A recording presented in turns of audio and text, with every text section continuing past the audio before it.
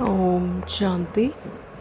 आज है 9/6/2025 की साकार मुरली से बाबा ने इसमें कहा कि तुम सारे विश्व पर शांति का राज्य स्थापन करने वाले बाप के मददगार हो। अभी तुम्हारे सामने सुख शांति की दुनिया है। बाप बच्चों को किस लिए पढ़ाते हैं? पढ़ाई का सार क्या है?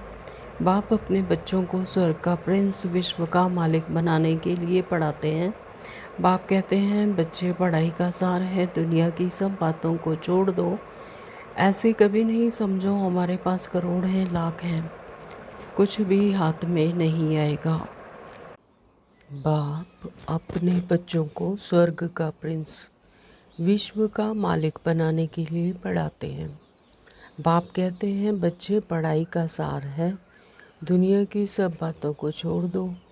ऐसे कभी भी नहीं समझो हमारे पास करोड़ है, लाख हैं, कुछ भी हाथ में नहीं आएगा। इसलिए अच्छी रीति पुरुषार्थ करो, पढ़ाई पर ध्यान दो। गीत है आखिर वह दिन आया आज। बच्चों ने गीत सुना, आखिर विश्व पर शांति का समय आया। सब कहते हैं विश्व में कैसे शांति हो, फिर जो ठीक राय देते हैं उन्हों को इनाम देते हैं। नेहरू भी राय देते थे, शांति तो हुई नहीं, सिर्फ राय देकर गए। अभी तो बच्चों की बुद्धि में है कि कोई समय सारे विश्व भर में सुख शांति संपत्ति आदि थी, वह अभी नहीं है, अब फिर होने वाली है। चक्र तो फिरेगा ना, तो यह तुम संगम युगी ब्राह्मणों की बुद्धि में है।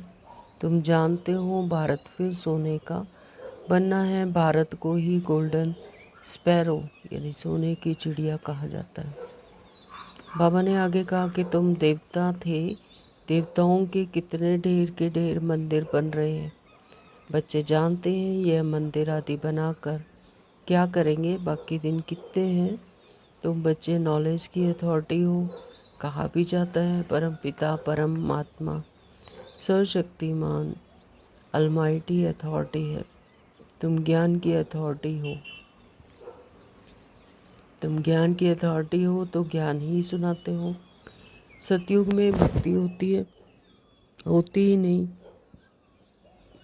पुजारी एक भी होता नहीं, पूज्य ही पूज्य है। आधा कल्प है पूज्य और आधा कल्प है पुजारी। भारतवासियों के लिए ही पूज्य थे तो स्वर्ग था। अभी भारत पुजारी नरक है। जो कहेगा वही समझेगा ना कि कैसे हमारा इस ड्रामा में पार्ट है। यह सृष्टि चक्कर फिरता ही रहता है। यह वर्ल्ड की हिस्ट्री, ज्योग्राफी तुम्हारे सिवाय और कोई को मालूम नहीं है। ऊँचते ऊँच कौन है दुनिया में कोई नहीं जानते। ऋषि मुनि आदि भी कहते हैं हम नहीं जानते, नेति नेति कहते थे ना।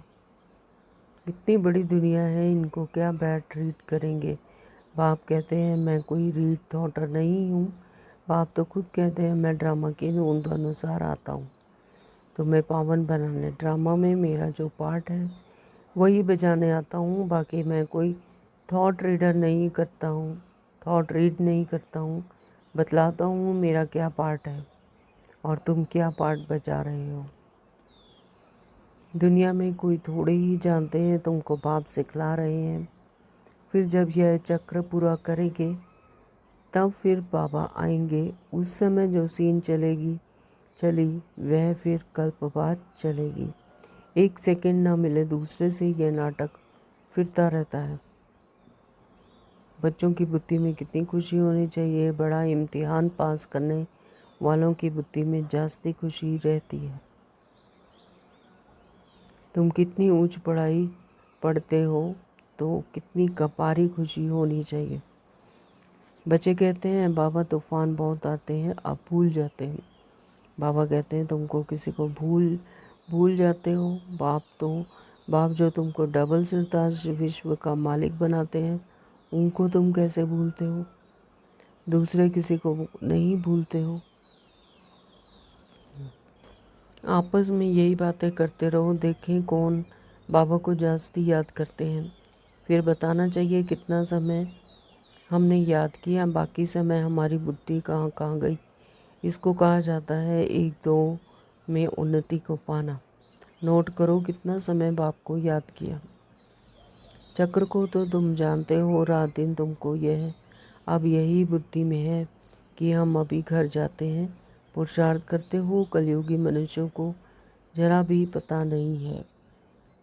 बाबा कहते श्रीमत अभी भी तुम ब्राह्मणों को मिलती है। भगवान है ही निराकार जो तुमको राजयोग सिखलाते हैं, जिससे तुम अपना राज्य भाग्य ले कितना ऊंच विश्व का मालिक बनते हो। इन गुरुओं आदि सबका उद्धार करने में आता हूँ। अभी तुम बच्चों की एम ऑब्जेक्ट सामने खड़ी है।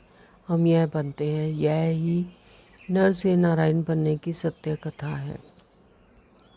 कहते भी हैं प्रकृति के बीच चमकता है आज जब सितारा, तो जरूर इतनी छोटी आत्मा होगी ना। डॉक्टर लोग बहुत कोशिश करते हैं आत्मा को देखने की, परंतु वह बहुत सूक्ष्म है, हार्ट आदि से कोई देख ना सके। बाप भी ऐसे ही बिनती हैं, कहते हैं जैसे तुम साधारण हो, हम भी साधारण बन तुमको पढ़ाता हूँ। किसको क्या पता कि इन्हों को भगवान कैसे पढ़ाते होंगे। श्री कृष्ण है प्रिंस, उन्हें गोद में लेना चाहते हैं। वो पुरुषार्थ करना पड़े, कोई बड़ी बात नहीं है। बाप अपने बच्चों को स्वर्ग का प्रिंस, विश्व का मालिक बनाने के लिए पढ़ाते हैं। बाप कहते हैं बच्चे पढ़ाई का सार है दुनिया की सब बातों को छोड़ ऐसे कभी नहीं समझो कि हमारे पास करोड़ हैं, लाख हैं, कुछ भी हाथ में नहीं आएगा। इसलिए अच्छी रीति पुरुषार्थ करो। बाबा ने समझाया है मूल बात है याद और ज्ञान, बाकी तो दीदार कोई काम का नहीं। बाप को पहचान लिया तो फिर पढ़ना शुरू करो, तुम भी यह बन जाएंगे। पॉइंट्स बोलती है कोई को भी समझा सकते हो, बहुत मिठास से समझाओ। मुझे याद करो तो पावन दुनिया का मालिक बन जाएंगे। अब तुम्हारे ऊपर जो कट जंक चढ़ी हुई है उसके लिए बाप कहते हैं मुझे याद करो। धारणा के लिए मुख्य सार में बाबा ने कहा कि सवेरे सवेरे उठ पैदल करते बाप को याद करो, आपस में यही मीठी रूह रिहान करो कि देखें कौन कितना बाबा को याद करता है, फिर अपना अनुभव सुनाओ। नंबर 2, बाबा ने कहा कि बाप को पहचान लिया तो फिर कोई और बहाना नहीं देना है। वरदान दिए स्वरूप के गुण देखते हुए स्वयं में बाप के गुणों को धारण करने वाले गुण मूर्त भव।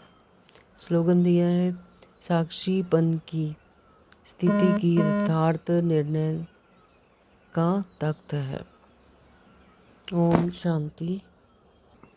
तो शुरू करते हैं आज के साकार मुरली विस्तार से। बाबा कहते मीठे बच्चे, हाँ जी बाबा, तुम सारे विश्व पर शांति का राज्य स्थापन करने वाले बाप के मददगार हो।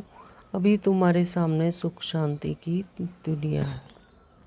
तो एक एक बच्चा जब बाबा का, एक एक आत्मा जब खुद स्वयं शांति में रहकर ना, अपने आत्मिक स्वरूप में रहकर, अपने मूल गुण में रहकर, आत्मिक स्मृति में रहकर ना क्या करती है, शांति का राज्य स्थापन करते हैं और इस तरह से फिर परमात्मा के मददगार बनते हैं। और बाबा कहते हैं कि अभी तुम्हारे सामने सुख शांति की दुनिया है। तो ये ऑब्जेक्ट सामने हैं कि तुम्हारे सामने अभी सुख शांति की दुनिया है, यानी सतयुग आने वाला है। तो जितना जितना आत्मिक समृद्धि में रहेंगे तो फिर उतना उतना सुख शांति की दुनिया में जाएंगे।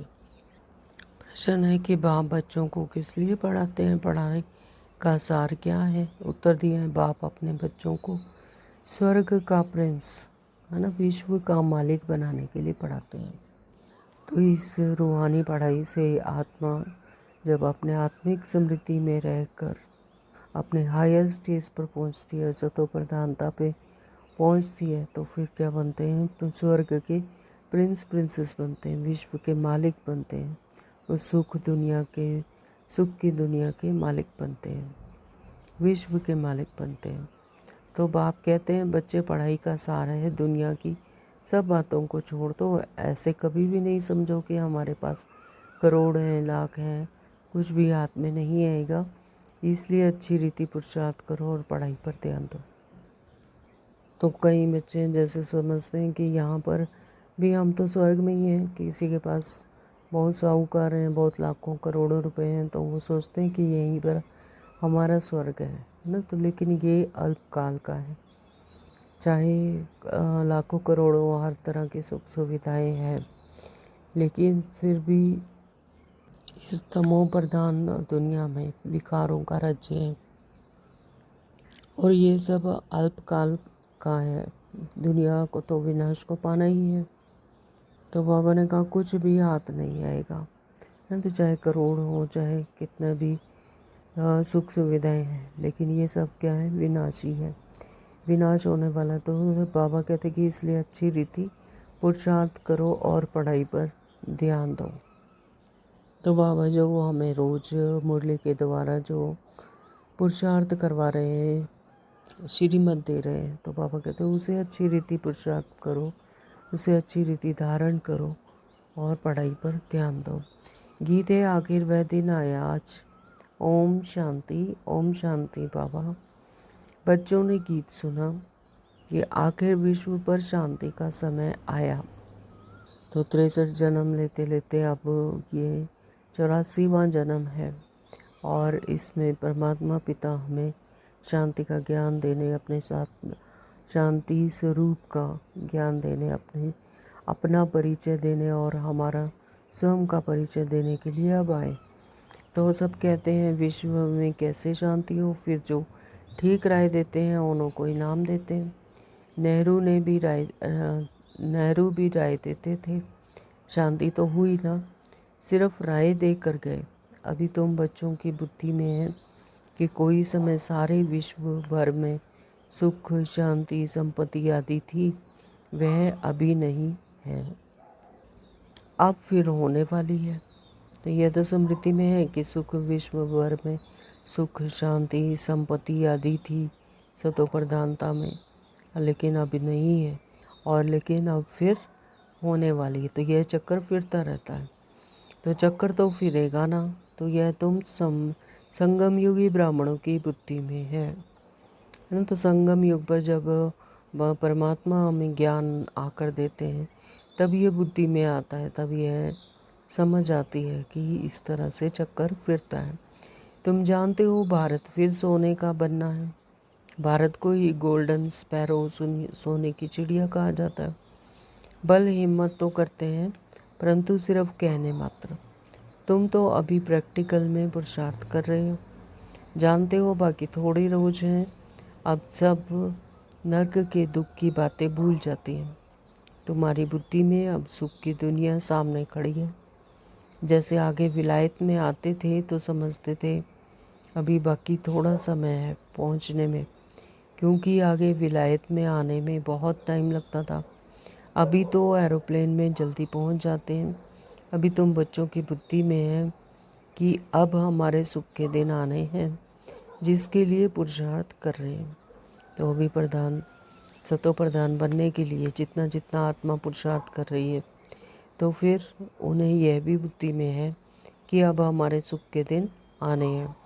बाबा ने पुरुषार्थ भी बहुत सहज बताया। ड्रामानुसार कल्प पहले मुआफिक, यह सर्टेन है ना। तो यह निश्चित है, यह सर्टेन है कि ड्रामानुसार कल्प पहले मुआफिक फिर से सतयुग आना है। तो तुम देवता थे, देवताओं के कितने ढेर के ढेर मंदिर बन रहे हैं। बच्चे जानते हैं यह मंदिर आदि बनाकर क्या करेंगे। बाकी दिन कितने हैं। तुम बच्चे नॉलेज की अथॉरिटी हो। हाँ, तो बच्चों को बाबा आज नॉलेज की अथॉरिटी कह रहे हैं। बाकी बाबा कहते दिन ही कितने हैं कि जो बच्चे तो नॉलेज की अथॉरिटी हो। कहा भी जाता है परमपिता परमात्मा सर्वशक्तिमान ऑलमाइटी अथॉरिटी है। तुम ज्ञान की अथॉरिटी हो, वह है भक्ति की अथॉरिटी ना। जैसे वो भक्ति की अथॉरिटी है, वैसे तुम बाबा कहते परमात्मा सर्वशक्तिमान ऑलमाइटी अथॉरिटी है। बाबा है परम पिता परमात्मा है सर्वशक्तिमान ऑलमाइटी अथॉरिटी, तुम हो ज्ञान की अथॉरिटी। तो परमात्मा ज्ञान की अथॉरिटी से हमें भी क्या बनाते हैं, मास्टर सर्वशक्तिमान ऑलमाइटी अथॉरिटी बनाते हैं। तो बाप को कहा जाता है ऑलमाइटी अथॉरिटी, तुम बच्चे नंबरवार पुरुषार्थ अनुसार बन रहे हो। तो बाबा कहते हैं कि बच्चे तुम भी नंबरवार पुरुषार्थ अनुसार, जैसा जैसा जिसका पुरुषार्थ उसके अनुसार फिर वो भी वैसे ही almighty authority, master almighty authority बनते हैं। तुमको सृष्टि के आदि मध्य अंत का ज्ञान है, जानते हो हम पुरुषार्थ कर रहे हैं बाप से वर्षा पाने का। जो भक्ति की अथॉरिटी है वो सबको भक्ति ही सुनाते हैं ना। तो जो भक्ति की जिनका पार्ट है, भक्ति की अथॉरिटी है, तो उनको वो सबको भक्ति ही सुनाते हैं। तुम ज्ञान की अथॉरिटी हो। तो बाबा के यार बच्चा क्या है, ज्ञान की अथॉरिटी बनकर फिर ज्ञान ही सुनाते हैं। तो सतयुग में भक्ति होती ही नहीं, पुजारी एक भी होता नहीं, पूज्य ही पूज्य हैं। तो सतयुग में तो भक्ति करने की ही दरकार नहीं, वहाँ पर संपन्न संपूर्ण अवस्था में होती है आत्मा। तो भक्ति क्या होती है, भक्ति पता ही नहीं। भक्ति एक की भी होता, पुजारी एक भी होता नहीं, भक्ति नहीं है तो फिर पुजारी भी नहीं है, पूज्य ही पूज्य है। तो वहाँ पर क्या है, सभी पूज्य ही पूज्य। तो आधा कल्प है पूज्य, आधा कल्प है पुजारी, यानी सतयुग और त्रेता में है सभी पूज्य, और द्वापर और कलयुग में है सब आधा कल्प पुजारी। तो भारतवासियों के लिए ही है, पूज्य थे तो स्वर्ग था। भारतवासियों के लिए बाबा कह रहे हैं कि यही पहले पूज्य थे स्वर्ग में, अभी भारत पुजारी नरक है। तो जब पुजारी बनते हैं अपनी ही आत्मिक गुणों के लिए ना, आत्मा की जो मूल गुण है शांति सुख आनंद, उसी के लिए इधर उधर भटकते हैं और परमात्मा से मांगते हैं, अपने इष्ट देव से मांगते हैं और उसके लिए भटकते रहते हैं कि कहीं से शांति मिले, जबकि वो पता है कि वही उसकी अपनी मूल गुण है। तो बाबा कहते हैं कि इसलिए पुजारी नरक है, अभी भारत पुजारी नरक है। तुम बच्चे अब प्रैक्टिकल लाइफ बना रहे हो, नंबरवार पुरुषार्थ अनुसार सबको समझाते रहते हो और वृद्धि को पाते रहते हो। ड्रामा में पहले से ही नोंद है, ड्रामा तुमको पुरुषार्थ कराते रहते हैं, तुम करते रहते हो, जानते हो ड्रामा में हमारा अविनाशी पार्ट है। दुनिया इन बातों को क्या जाने, हमारा ही ड्रामा में पार्ट है। जो कहेगा वही समझेगा ना कि कैसे हमारा इस ड्रामा में पार्ट है। तो बाबा क्या करें कि ड्रामा में हमारा क्या है, अविनाशी पार्ट है। तो ये कल्प कल्प होता है, दुनिया इन बातों को क्या जाने, हमारा ही ड्रामा में पार्ट है। जो कहेगा वही समझेगा कि कैसे हमारा इस ड्रामा में पार्ट है। यह सृष्टि चक्र फिरता ही रहता है, यह वर्ल्ड की हिस्ट्री, ज्योग्राफी तुम्हारे सिवाय और कोई को मालूम नहीं है। ऊंचते ऊंच कौन है दुनिया में कोई नहीं जानते। ऋषि मुनि आदि भी कहते थे हम नहीं जानते, नीति नीति कहते थे ना। तो जो पहले जब तक ज्ञान नहीं था, ऋषि मुनि आदि कहते थे, तो वो क्या कहते थे कि हम नहीं जानते, नीति नीति करके चले गए। यानी शास्त्रों में भी लिखा है कि आगे हमें नहीं पता, हमें नहीं पता। तो अभी तुम बच्चे तो जानते हो ये वह रचना बाप है और हमको पढ़ा रहे हैं ना। तो जब परमात्मा पिता ने स्वयं हमें आकर परिचय दिया, अपना श्रीमत दी, तब हम बच्चे भी ये जानते हैं। और बाबा कहते हैं कि तुम बच्चे जानते हो कि वह रचना बाप है और हमको पढ़ा रहे हैं।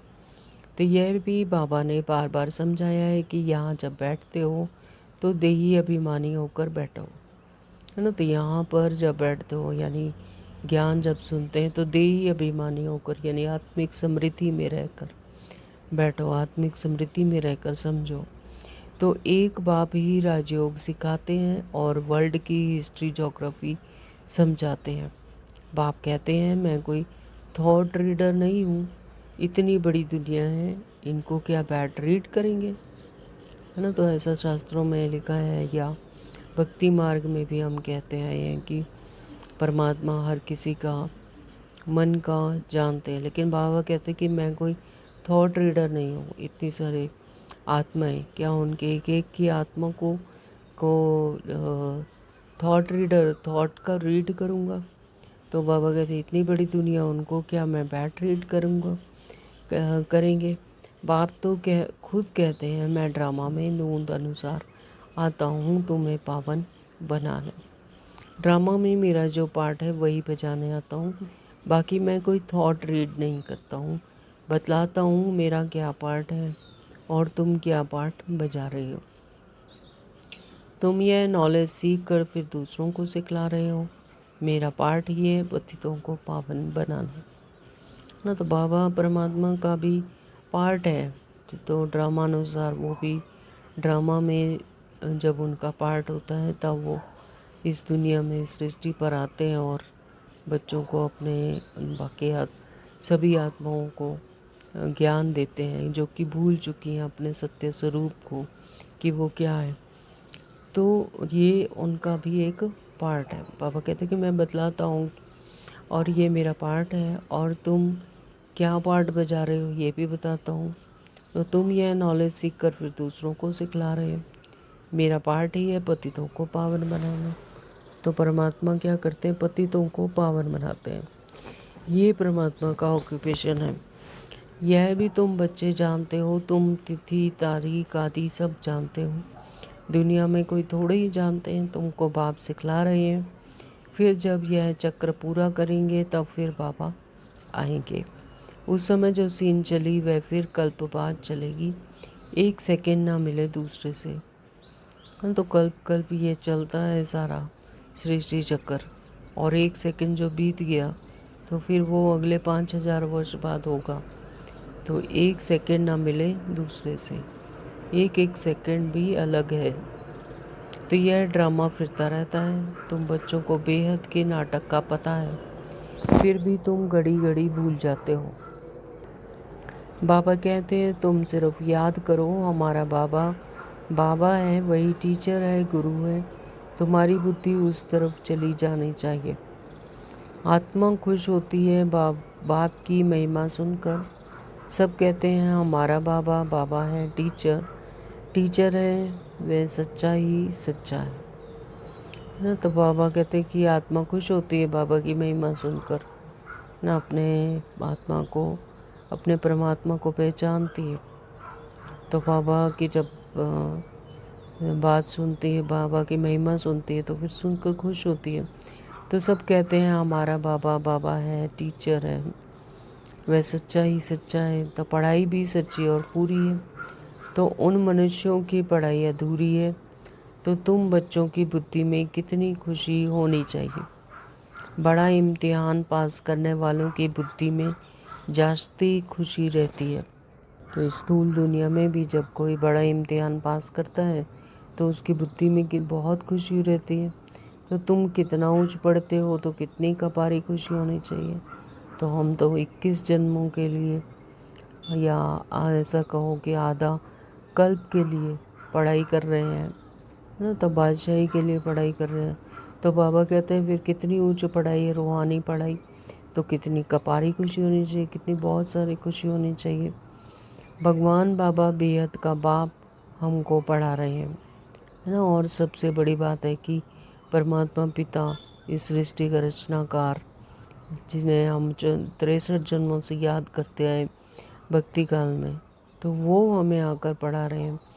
तुम्हारे रोमांच खड़े हो जाने चाहिए। वही एपिसोड रिपीट हो रहा है, सिवाय तुम्हारे किसी को पता नहीं है। कल्प की आयु ही बढ़ा दी है ना। बाबा कहते कि कल्प की आयु बढ़ा दी है। ये एपिसोड वही रिपीट हो रहा है, ये कल्प कल्प होता है, सिवाय तुम्हारे और किसी को पता नहीं है। तुम्हारी बुद्धि में अब 5000 वर्ष की सारी स्टोरी चक्र खाती रहती है, जिसको ही स्वदर्शन चक्र कहा जाता है। तो हमारी बुद्धि में अब 5000 वर्ष की सारी स्टोरी चक्र खाती है, या नहीं। ये चक्र पूरा घूमता है कल्प कल्प। तो 5000 वर्ष के बाद ये फिर से रिपीट होगा।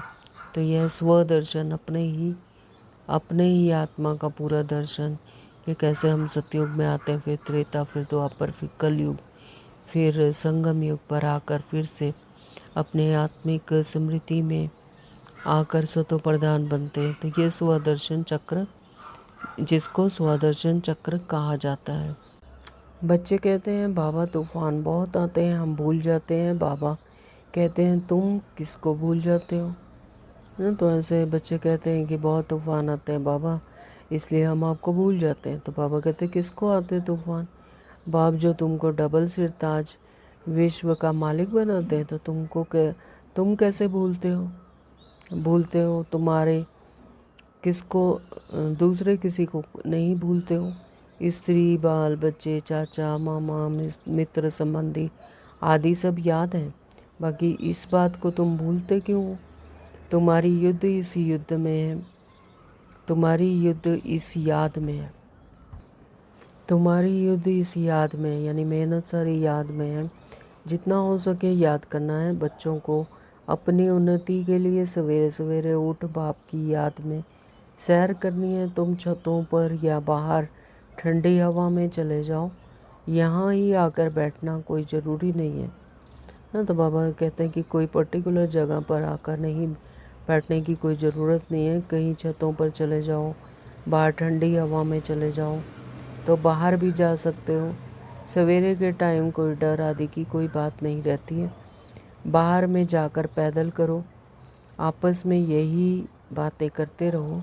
देखें कौन बाबा को जास्ती याद करते हैं, फिर बताना चाहिए कितना समय हमने याद किया। यानी चलते फिरते किसी भी कोई भी कार्यक्रम करते हुए, या सवेरे सवेरे बाबा कहते घूमते हुए या चलते सैर करते हुए भी परमात्मा को याद करो। और यही बातें एक दूसरे को बतानी चाहिए कि हमने कितना समय याद किया। बाकी समय हमारी बुद्धि कहाँ कहाँ गई, इसको कहा जाता है एक दो में उन्नति को पाना, है ना। तो इस तरह से नोट करना चाहिए कि कहाँ कहाँ हमारे बुद्धि योग कहाँ टूटा, कहाँ कहाँ कहाँ पर गई। तो बाबा कहते हैं इसे कहा जाता है एक दो में उन्नति को पाना। नोट करो कितना समय बाप को याद किया। बाबा की जो प्रैक्टिस है वह बतलाते हैं। याद में तुम 1 घंटा पैदल करो तो भी टांगे थकेंगे नहीं। याद से तुम्हारे कितने पाप कट जाएंगे। चक्र को तो तुम जानते हो, रात दिन तुमको अब यही बुद्धि में है कि हम अभी घर जाते हैं। पुरुषार्थ करते हो, कलयुगी मनुष्यों को जरा भी पता नहीं, है ना। तो तुम बच्चे आत्मिक स्मृति में रहकर जो पुरुषार्थ करते हो, परमात्मा की याद में रहते हो, बुद्धि योग परमात्मा से लगाते हो, इससे फिर तुम्हारे ही पाप कट जाएंगे। और चक्र को तुम जानते हो, रात दिन यही बुद्धि में कि अब घर जाना है। तो मनुष्यों को यह जरा भी पता नहीं। मुक्ति के लिए भी कितनी भक्ति करते रहते हैं।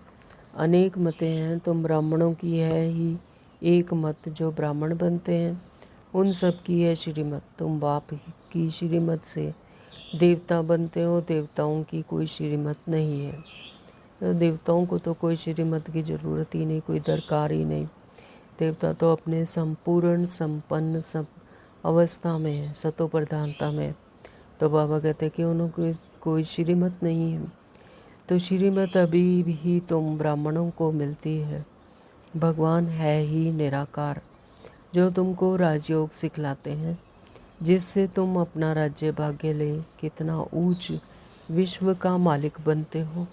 भक्ति मार्ग के वेद शास्त्र आदि कितने ढेर के ढेर है ना। तो भक्ति मार्ग में शास्त्र कितने हैं, वेद शास्त्र कितने ढेर के ढेर हैं। तो यहाँ पर तो हम परमात्मा से राजयोग सीख कर फिर अपना राज्य भाग्य लेते हैं। बाबा कहते हैं कितना ऊंच विश्व का मालिक बनते हैं। परंतु काम की कोई सिर्फ एक गीता ही है। तो भक्ति मार्ग में तो कितने वेद शास्त्र हैं, कितने पढ़े हैं। तो बाबा कहते हैं लेकिन काम की सिर्फ क्या है, एक गीता ही है। भगवान आकर राजयोग सिखलाते हैं, उनको ही गीता कहा जाता है। हाँ, तो सच्ची सच्ची गीता क्या है? ये मुरली है जिसके द्वारा परमात्मा अपना स्वयं का और हम आत्माओं का ज्ञान हमें देते हैं। तो अभी तुम बाप से पढ़ते हो, जिससे स्वर्ग का राज्य पाते हो। जिसने पढ़ा उसने लिया। तो जितना जितना जिसने इसको श्रीमत को धारण किया, जितना रूहानी पढ़ाई की, तो बाबा कहते फिर उतना ही वो राज्य पाके लेते हैं। तो ड्रामा में पार्ट है ना, तो यह सब भी क्या है? ड्रामा में पार्ट है। जैसा जैसा जिसका पार्ट है उसी अनुसार वो श्रीमत लेंगे और उसकी धारणा करेंगे और उस पर चलेंगे। तो ज्ञान सुनाने वाला ज्ञान सागर एक ही बाप है ना। ज्ञान सिर्फ जो सुनाते हैं वो कौन है? सिर्फ एक परमात्मा पिता, क्योंकि वही जन्म मरण से न्यारे हैं, वही इस 5 तत्वों की दुनिया में नहीं आते हैं। तो वही हमें समझाते हैं, वही हमें पढ़ाते हैं, वही ज्ञान सुनाते हैं। तो ज्ञान का सागर सिर्फ एक बाप ही है।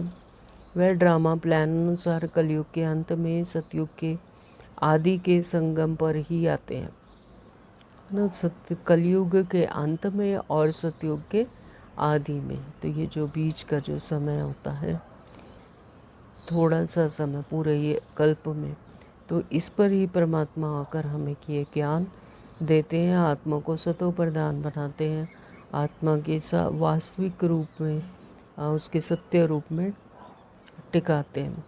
कोई भी बात में मूंझो नहीं, बाप इसमें आकर पढ़ाते हैं और कोई भी पढ़ा ना सके। इसमें कन्फ्यूज़न की कोई बात ही नहीं है। बाप ही आकर हमें पढ़ाते हैं और कोई भी पढ़ा ना सके। जो इस सृष्टि चक्र से अलग होगा, जो इस सृष्टि चक्र में नहीं आता है, तो वही इस ज्ञान को जानते हैं, तो वही हमें आकर बताते हैं। हम तो इतने जन्म लेते लेते भूल गए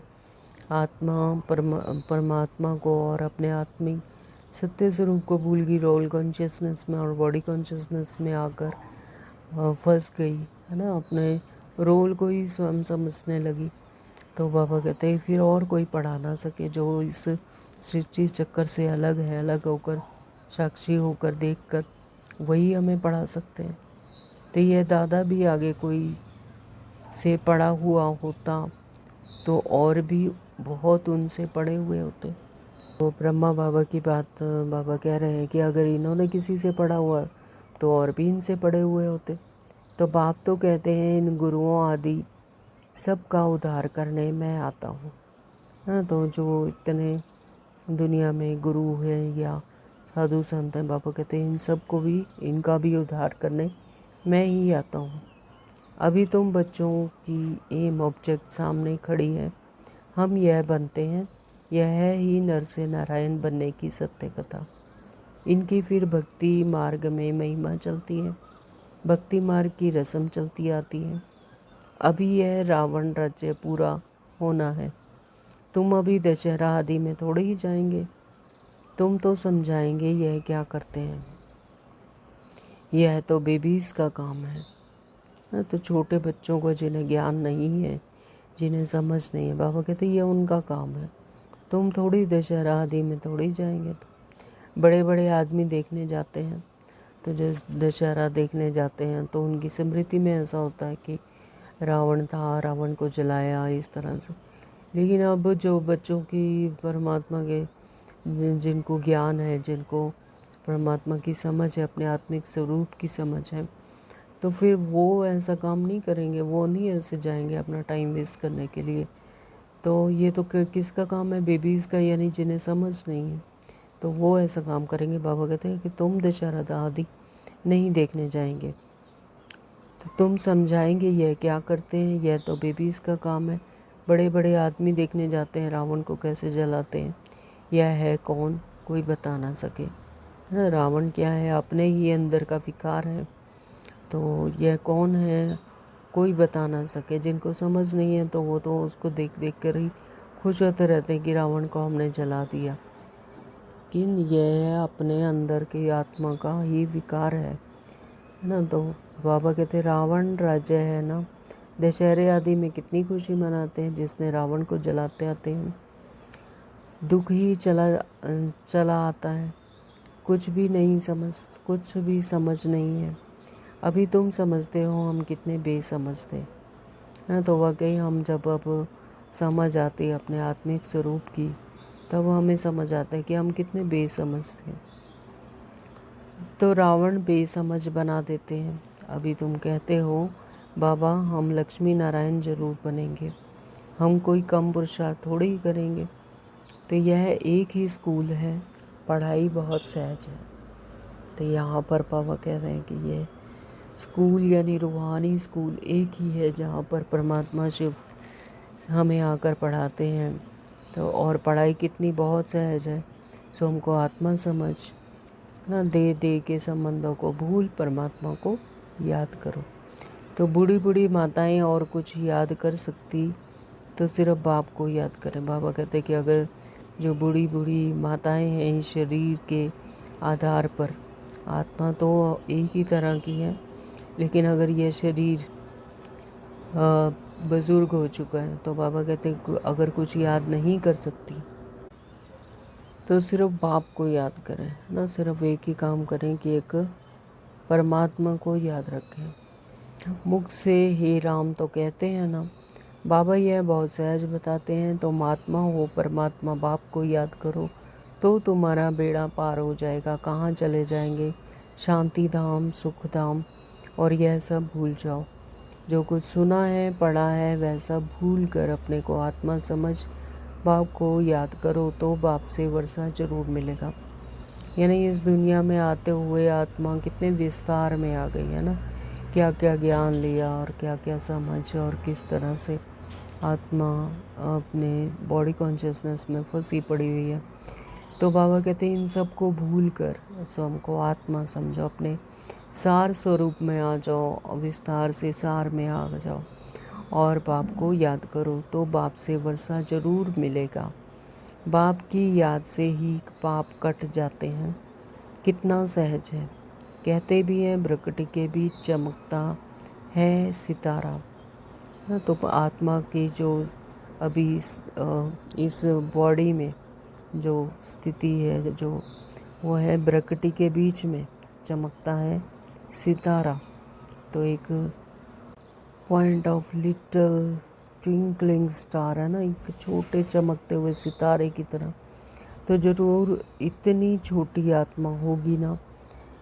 डॉक्टर लोग बहुत कोशिश करते हैं आत्मा को देखने की, परंतु वह बहुत सूक्ष्म है ना। तो जो डॉक्टर हैं और साइंस है वो भी आत्मा को देखने के लिए पूरा प्रयास करती है, पूरा एफर्ट्स लगाती है, परंतु वह बहुत सूक्ष्म है। हार्ट आदि से कोई देख ना सके ना, तो स्थूल आंखों से उसे कोई देख नहीं सकता। यह बहुत सूक्ष्म है, अनुभव की बात है। बाप भी ऐसे ही बिंदी है। कहते हैं जैसे तुम साधारण हो हम भी साधारण बन तुमको पढ़ाता हूँ, है ना। तो इस मनुष्य चोले में बाबा कहते हैं जैसे तुम साधारण हो बॉडी कॉन्शियसनेस में, बॉडी में 5 तत्वों के शरीर में, तो इसी तरह से मैं भी तुम्हें साधारण बनकर फिर तुमको पढ़ाता हूँ। किसी को क्या पता कि इन्हों को भगवान कैसे पढ़ाते हैं होंगे, है ना। तो जिन्हें परमात्मा का ज्ञान नहीं है तो उन्हें कैसे पता कि परमात्मा स्वयं हाजिर नाजिर होकर स्वयं आत्मा को पढ़ाते हैं। तो यह कितनी विचित्र बात है। तो श्री कृष्ण पढ़ाते तो सारे अमेरिका जापान आदि सब तरफ से आ जाएं। अगर श्री कृष्ण मतलब जो कि इस बॉडी कॉन्शियसनेस में आते हैं, इस स्थूल दुनिया में आते हैं, बाबा कहते हैं अगर श्री कृष्ण पढ़ाते तो फिर सारे अमेरिका जापान आदि सब तरफ से आ जाएं। तो उनमें कितनी कशिश है। श्री कृष्ण के साथ प्यार तो सबका है ना, है ना। तो वो इन स्थूल आंखों से दिखाई देते हैं। अगर वो उन्हें यह पता लगे कि श्री कृष्ण आकर पढ़ा रहे हैं तो फिर उन्हें कितनी कशिश होती है। तो वह श्री कृष्ण के साथ तो सब प्यार तो सबका है ना। अभी तो तुम बच्चे जानते हो हम सो बन रहे हैं। श्री कृष्ण है प्रिंस, उन्हें गोद में लेना चाहते हैं तो पुरुषार्थ करना पड़े, कोई बड़ी बात नहीं है। बाप अपने बच्चों को स्वर्ग का प्रिंस, विश्व का मालिक बनाने के लिए पढ़ाते हैं। बाप कहते हैं बच्चे पढ़ाई का सार है, दुनिया की सब बातों को छोड़ दो। ऐसे कभी भी नहीं समझो कि हमारे पास करोड़ हैं, लाख हैं, कुछ भी हाथ में नहीं आएगा। इसलिए अच्छी रीति पुरुषार्थ करो। बाप के पास आते हैं तो बाप उलाना देते हैं, 8 मास में से आते हो और बाप जिनसे स्वर्ग की बादशाही मिलती है उनसे इतना समय मिले भी नहीं है। तो बाबा उलाना दे रहे हैं कि 8 मास से आते हो, मतलब 8 महीनों के बाद आते हो। जो बच्चे स्वर्ग, बाबा कहते हैं जो स्वर्ग की बादशाही देते हैं उनसे इतना समय मिले भी नहीं। कहते हैं बाबा फलाना काम था, यह बहाने थोड़ी ही चल सकेंगे। बाप राजयोग सिखा रहे हैं और तुम सीखते नहीं। जिसने बहुत भक्ति की होगी उनको 7 रोज तो क्या 1 सेकंड में भी तीर लग जाएगा, है ना। तो जो बच्चे बाबा का ज्ञान लेते हैं 7 रोज़ की जो बेसिक कोर्स करते हैं, तो बाबा कहते हैं फिर वो 7 रोज में क्या 1 सेकंड में ही समझ जाएंगे। तो क्योंकि वो तो भक्ति का फल ही क्या है, ज्ञान है। तो बाबा कहते जिन्होंने बहुत जास्ती भक्ति की है, ज़्यादा भक्ति की है, तो उन्हें तो 1 सेकंड में ही ये तीर लग जाएगा। तो सेकंड में विश्व का मालिक बन जाते हैं। एक में सेकंड में जब स्मृति है परमात्मा की, निश्चय बैठा, तो फिर बाबा कहते विश्व का मालिक बन सकते हैं। तो यह खुद अनुभवी बैठा है। विनाश देखना, चतुर्भुज रूप देखा, बस समझने लगा। तो ये ब्रह्मा बाबा बता रहे हैं कि ये खुद अनुभवी बैठा है, विनाश देखा, चतुर्भुज रूप देखा और फिर बस समझने लगा, ओहो हम विश्व के मालिक बनते हैं। साक्षात्कार हुआ, उमंग आया और सब कुछ छोड़ दिया। तो वह ब्रह्मा बाबा को जब साक्षात्कार हुआ तो वो हीरे जवाहरात के जौहरी होते थे, तो लेकिन उन्होंने सब कुछ छोड़ दिया, उमंग आया। तो यहाँ तुम बच्चों को मालूम पड़ा बाप आए हैं विश्व की बादशाही देने। तो बाप पूछते हैं निश्चय कब हुआ। तो बाबा बच्चों से पूछ रहे हैं कि कब निश्चय हुआ। तो कहते हैं 8 मास। तो बाबा किसी बच्चे ने कहा होगा कि 8 मास। तो बाबा ने समझाया मूल बात है याद और ज्ञान, बाकी तो दीदार कोई काम का नहीं। तो ऐसे भी बच्चे हैं जो दीदार साक्षात्कार ऐसा करना चाहते हैं। तो बाबा समझाते हैं कि मूल बात है याद करो और अपने विकर्मों को विनाश करके अपने आत्मिक स्मृति में रहकर उस परमात्मा को याद करो। बुद्धि योग परमात्मा से लगा रहे ना। तो बाबा कहते हैं कि दीदार आदि कोई काम का नहीं। अगर जो साक्षात्कार कर लेते हैं तो भक्ति मार्ग में क्या करते हैं, साक्षात्कार करते हैं, दर्शन कर लेते हैं, दर्शन हो जाते हैं, साक्षात दीदार कर लेते हैं तो खुश हो जाते हैं। लेकिन बाबा कहते हैं उससे कोई प्राप्ति तो है नहीं, उससे कोई फ़ायदा ही नहीं, वो कोई काम का नहीं। बाप को पहचान लिया तो फिर पढ़ना शुरू करो, तो तुम भी यह बन जाएंगे। अगर बाबा को पहचान लिया और निश्चय हो गया तो फिर बाबा कहते हैं कि फिर पढ़ना शुरू करो, श्रीमत धारण करो, उससे प्राप्ति है ना। विश्व की बादशाही इस रूहानी पढ़ाई से मिलेगी, दीदार साक्षात्कार से नहीं। तो पॉइंट्स मिलती हैं जो कोई को भी समझा सकते हैं। बाबा कहते हैं कि स्वयं पढ़ना शुरू करो, फिर तुम यह बन जाएंगे। और पॉइंट्स जो मिलती हैं इस मुरली के द्वारा, ज्ञान के द्वारा, फिर औरों को भी समझा सकते हो। बहुत मिठास से समझाओ। और जैसे शिव बाबा हमें मिठास से समझाते हैं, तो एक्चुअली तो शिव बाबा ही समझाते हैं, है ना। तो बाबा कहते हैं कि मिठास से समझाओ। शिव बाबा जो पतित पावन है कहते हैं मुझे याद करो तो पावन दुनिया का मालिक बन जाएंगे। युक्ति से समझाना है। तुम चाहते हो ना गॉड फादर लिबरेट कर स्वीट होम वापस ले जाएं। तो अच्छा, अब तुम्हारे ऊपर जो कट जंक चढ़ी हुई है उसके लिए बाप कहते हैं मुझे याद करो। इस कलयुगी दुनिया में, रावण राज्य में, हर एक आत्मा अशांत है, दुखी है और दर्द में है हर एक चाहती है कि अब परमात्मा पिता हमें लिबरेट कर इन सब से छुड़ा कर अपने स्वीट होम वापस ले जाएं। तो बाबा कहते तुम चाहते हो ना, तो अच्छा अब तुम्हारे ऊपर जो कट या जंक चढ़ी हुई है यानी विकर्मों का जो बोझा है, तो उसके लिए बाप कहते हैं मुझे याद करो। अच्छा, मीठे मीठे सिकलदे बच्चों प्रति माता पिता बाप दादा का याद प्यार और गुड मॉर्निंग। रूहानी बाप की रूहानी बच्चों को नमस्ते। हम रूहानी बच्चों की माता पिता बाप दादा को याद प्यार और गुड मॉर्निंग। नमस्ते जी, नमस्ते जी, नमस्ते जी। शुक्रिया बाबा, आपका बहुत बहुत शुक्रिया। धारणा के लिए मुख्य सार में बाबा ने कहा कि सवेरे सवेरे उठ पैदल करते बाप को याद करो। आपस में यही मीठी रूह रिहान करो कि देखें कौन कितना समय बाबा को याद करता है, फिर अपना अनुभव सुनाओ। नंबर 2, बाबा ने कहा कि बाप को पहचान लिया तो फिर कोई बहाना नहीं देना है, पढ़ाई में लग जाना है, मुरली कभी मिस नहीं करनी है ना। तो परमात्मा को पहचान लिया, अपने आत्मिक समृद्धि आ गई, तो बाबा कहते हैं फिर कोई बहाना नहीं देना, पढ़ाई में लग जाना है और मुरली कभी भी मिस नहीं करनी। क्योंकि मुरली में ऐसे ऐसे पॉइंट्स आते हैं कि अगर एक भी पॉइंट मिस हो गया तो फिर वो आगे के लिए समझ नहीं आता ज्ञान। तो इस तरह से मुरली कभी भी मिस नहीं करनी है। वरदान दिया बाबा ने, स्वर्ग के गुण देखते हुए स्वयं में बाप के गुणों को धारण करने वाले गुण मूर्त भव। सर्व के गुण देखते हुए स्वयं में बाप के गुणों को धारण करने वाले गुण मूर्त भव। तो आत्मा के जो गुण हैं और परमात्मा के गुणों से उनको धारण करके अपने आप को भी गुणवान बनाकर गुण मूर्त भव। 1 मिनट के लिए अपने गुणों का अभ्यास करेंगे, अपने आत्मिक स्वरूप में एकाग्र होकर। मैं आत्मा ज्ञान स्वरूप आत्मा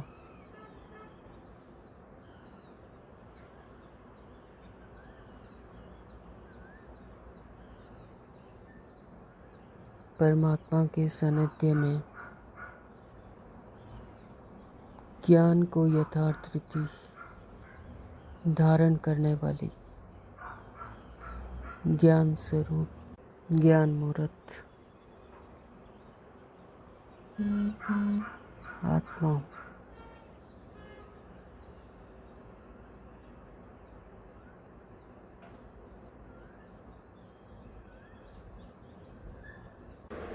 मैं पवित्र स्वरूप आत्मा हूँ। मैं आत्मा अपने आत्मिक स्वरूप में सदा ही पवित्र हूँ।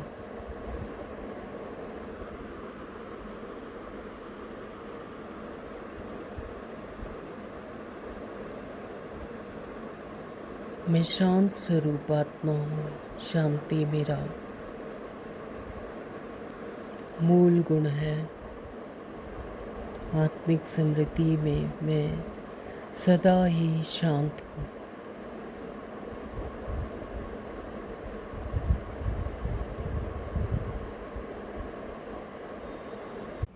मैं आत्मा प्रेम स्वरूप हूँ, स्नेह स्वरूप हूँ। स्नेह करना मेरा मूल गुण है। सभी आत्माओं के प्रति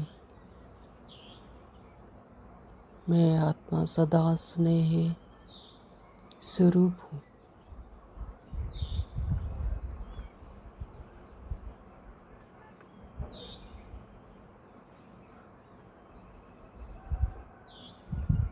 मैं आत्मा सुख स्वरूप हूँ।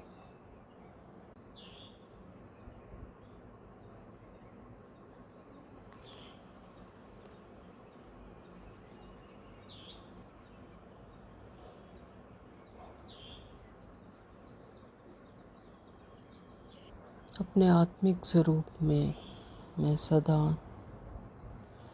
सुख को धारण करने वाली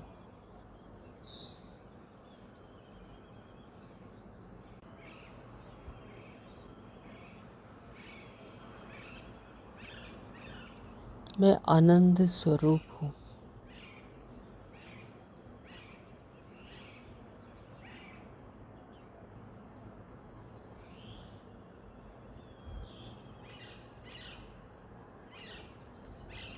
अपने आनंद आत्मिक स्वरूप में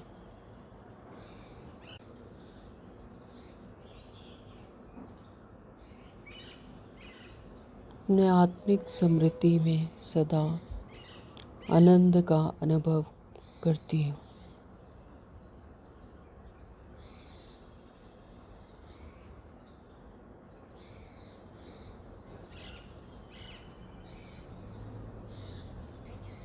मैं शक्ति स्वरूप हूँ।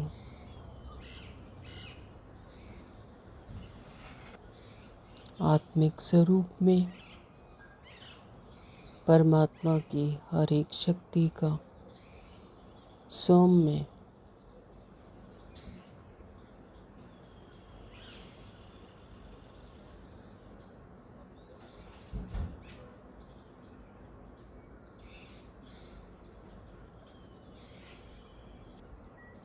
हर एक शक्ति का अनुभव करती हूँ।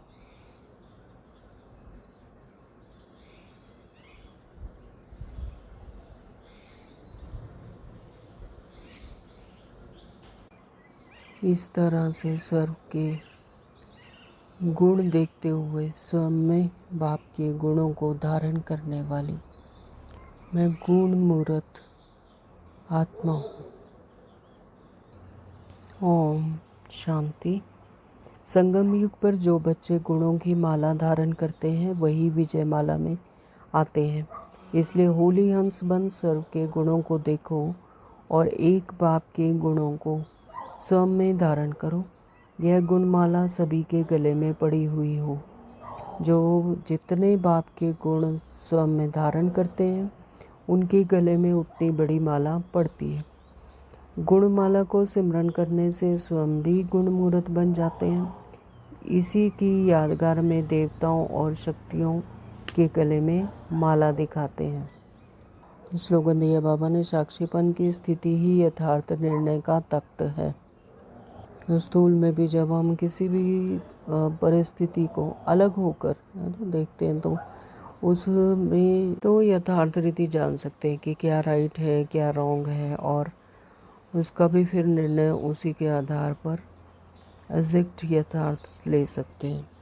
अगर उस परिस्थिति में हम अपने आप को इन्वॉल्व होकर देखेंगे तो फिर निर्णय लेने में पार्शियलिटी हो सकती है ना, तो उसे यथार्थ रीति नहीं जान सकते। तो इसलिए बाबा कहते हैं कि साक्षीपन की स्थिति ही यथार्थ निर्णय का तख्त है। ओम शांति। आज के अव्यक्तिचार्य हैं, आत्मिक स्थिति में रहने का अभ्यास करो, अंतर्मुखी बनो। अंतर्मुखी होकर कार्य करने से विघ्नों से व्यर्थ संकल्पों से बच जाएंगे और समय भी बहुत बच जाएगा। जितना जितना अंतर्मुखी होंगे तो फिर विघ्न से व्यर्थ संकल्पों से बच जाएंगे और समय भी बच जाएगा। जो अंतर्मुखी रहते हैं उन्हें समृद्धि की समर्थी भी आती है और आत्मा रूपी नेत्र पावरफुल बनता जाता है, जिससे यदि कोई भी विघ्न आने वाला होगा तो यह महसूसता आएगी कि आज कोई पेपर होने वाला है। तो जो बच्चे अंतर्मुख होकर रहते हैं, अपने आत्मिक समृद्धि में रहते हैं, तो उन्हें आभास हो जाता है कि कोई विघ्न आने वाला है ना, यानी बाबा टचिंग देते हैं तो यह महसूसता आएगी कि कोई पेपर आने वाला है, कोई विघ्न आने वाला है। तो उससे क्या होगा कि जितना पहले से मालूम पड़ता जाएगा तो होशियार होने के कारण सफलता पालेंगे, यानी उस पर फिर विजय पालेंगे। तो उन्हें ये पता होगा कि अभी यह होने वाला है, तो उसके लिए सेफ्टी का इंतज़ाम करेंगे। यानी जितना पहले से मालूम पड़ता जाएगा तो होशियार होकर फिर सफलता को पा लेंगे। ओम शांति। तो आज सारा दिन अपने सर्व गुणों को देखना है और साक्षीपन की स्थिति में रहना है, आत्मिक स्थिति में रहकर अंतर्मुख होकर रहना है, तो समृद्धि ही से समर्थी आती है। ओम शांति। Thank you Baba.